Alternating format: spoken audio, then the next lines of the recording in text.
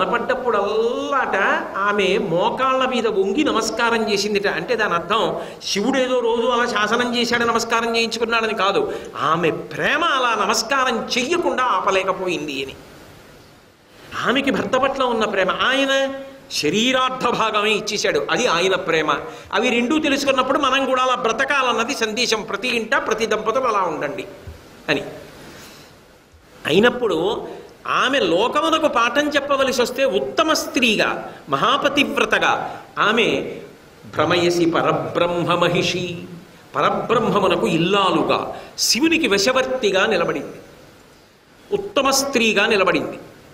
అలాగే ఆమె యొక్క గుణమును ఆవిష్కరించింది ఒక చోట. అప్పుడు ఆమె గౌరీ అన్న పేరు పొందింది. పూలదండ గుచ్చినట్టుగా ఆ తల్లి కాశీపురాధీశ్వరి కైలాసాచల కందరాలయకరీ గౌరీ.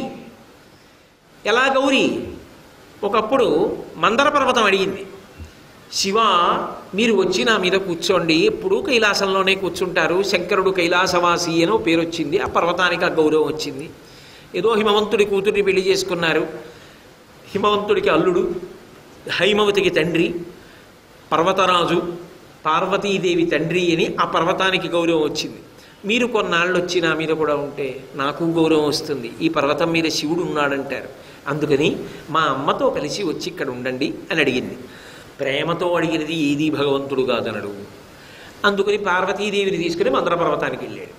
వెళ్ళి మందర పర్వత శిఖరాల్లో ఒక చెరియల్లో ఒక చోట కూర్చున్నారు. వాళ్ళు కూర్చుని ఏదో సంతోషంగా ఉన్నారు. దేవకార్యం ఒకటి జరగాలి. శుంభనిశుంభులని ఇద్దరు రాక్షసులు, వాళ్ళు బ్రహ్మగారి గురించి తపస్సు చేసి విచిత్రమైన కోరిక ఒకటి కోరారు. వాళ్ళు, మేము ఏ పురుషుడి చేత చంపబడం, గొడవ వెళ్ళిపోయింది. అసలు ఏ ఇంద్రుడు లేడు, బ్రహ్మ లేడు, విష్ణువు లేడు, శివుడు లేడు, వీళ్ళందరూ మగాళ్ళు. వాళ్ళు నిర్ణయానికి వచ్చేసారు, అసలు ఏ మొగాడి చేతిలో చచ్చిపోం. మరి ఎవరి చేతిలో చచ్చిపోతావు? ఆడవారి చేతిలో చచ్చిపోతాం అంటే చులకన భావం. ఆడవారి చేతిలో అయితే చచ్చిపోతాం. అది కూడా అలా అంటే ఏ స్త్రీకైనా శక్తి వచ్చి చంపేస్తుందేమో వాడికి అనుమానం. అందుకని అన్నాడు, ఆమె అయోనిజ అయ్యి ఉండాలి, పురుష స్పర్శ లేకుండా పుట్టినది అయ్యి ఉండాలి. అలా పార్వతీదేవి నుంచి రావాలి. ఆమె మహాపతివ్రత, శివునికి ఇల్లాలు. పార్వతీదేవి నుంచి అయోనిజగా పుడితే ఒక స్త్రీ ఆమె చేతిలో చచ్చిపోతాం. ఇప్పుడు దేవతల కోరిక తీరాలి. అక్కడ శుంభనిశుంభులు విజృంభించి ప్రవర్తిస్తున్నారు.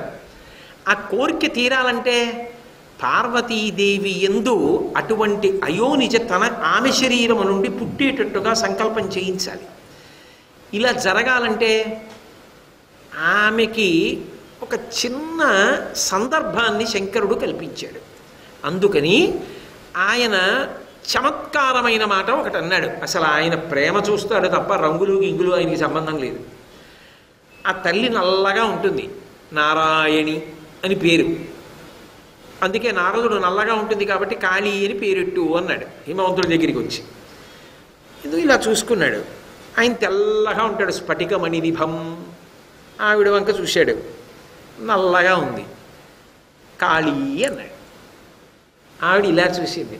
మామూలుగా మీరు కాళీ అని పిలిస్తే నేనేమనుకోను, కానీ ఇలా ఓసారి చూసుకుని నా వంకి ఇలా చూసి కాళీ అని ఒక చిన్న నవ్వు నవ్వారు. నేను తెల్లగా ఉంటా, నువ్వు నల్ల పిల్లవి అని ఏదో చిన్న ఎత్తి పొడుపు నాకు ఇవాళ కనపడింది. అంటే నేను మీకు తగినదానను కానన్న భావన ఎక్కడైనా ఉందా మీ మనసులో? అది నేను తట్టుకోలేను. ఇది ఒక స్త్రీ గొప్పతనం. ఆమె ఏం కోరుకోదు, పట్టాభిషేకాలు కోరుకోదు, భర్త మనసులో పరిపూర్ణమైన స్థానాన్ని కోరుకుంటుంది. అంతే ఆవిడకి కావలసింది. జీవితం మొత్తం మీద కోరేది అదొక్కటే. ఎక్కడో ఏదో తక్కువన్న భావన ఉందా? కాబట్టి నేను ఈ నల్ల రంగు శరీరాన్ని వదిలేస్తాను, మీరు తెల్లగా ఉంటారు కదా, నేను గౌరవర్ణాన్ని పొందుతా, కొంచెం తెలుపు పసుపులు కలిసి బంగారు మేనితో వస్తా, తపస్సుకి వెళ్ళి తపస్సులో చర్మాన్ని వదులుతానని బయలుదేరుతాను. అయ్యో అయ్యో అయ్యో నేనేదో కాళీ అంటే ఇంత ధూర్తతనమా అన్నాడు శంకరుడు. కాదులేండి, మీరు అండంలో ఏదో పరిహాసం ఉంది, నేను వెడతానంది శివమహాపురాణం. వెళ్ళి తపస్సు చేస్తోంది బ్రహ్మగారి గురించి. ఆయనకి భయం వేసింది, పరిగెత్తుకొచ్చాడు. సర్వం శ్రీ ఉమామహేశ్వర పరబ్రహ్మార్పణమస్తు. స్వస్తి.